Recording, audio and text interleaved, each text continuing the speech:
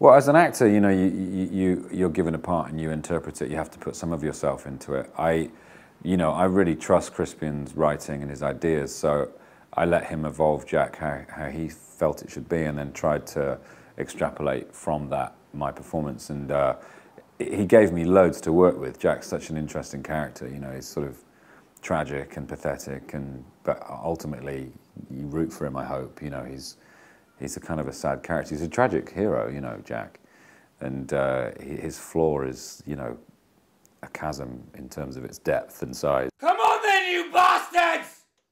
You got to have a kind of an arrogance to do your first film. You kind of a sense of, yeah, I'll be all right. I know what to do. I'll get through it, you know.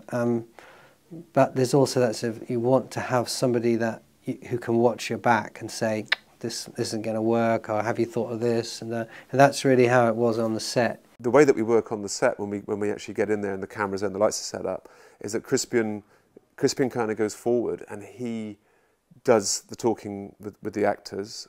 He'll brief them. He'll say how he feels the scene should be played out, and I'll kind of sort of stand back behind the camera, look at it all, check out, you know, like check all the other elements, like, you know, the art direction, the lighting, that kind of stuff, and then we'll play it through, and then Crispian will come back behind the camera and we'll watch it again and we'll talk about it, and then we'll go back in and refine. When I sort of saw that was going to be the way things were working, I was like, I've not done that before. How's that going to be achieved?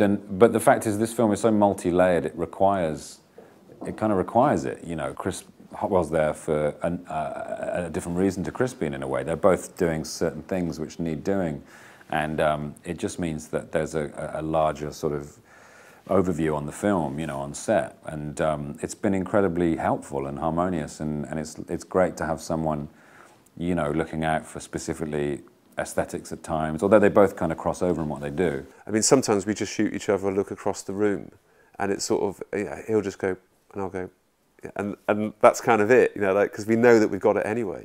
It means an awful lot to me to be part of this film.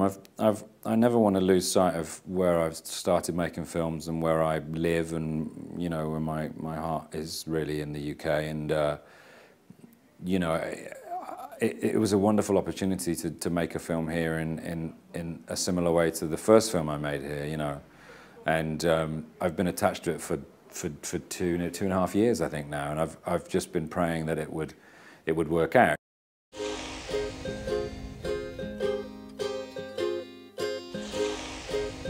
It's a very uplifting movie, I think. I think it has a great, you know, oddly for a film with a title like that, it's actually quite a feel-good film.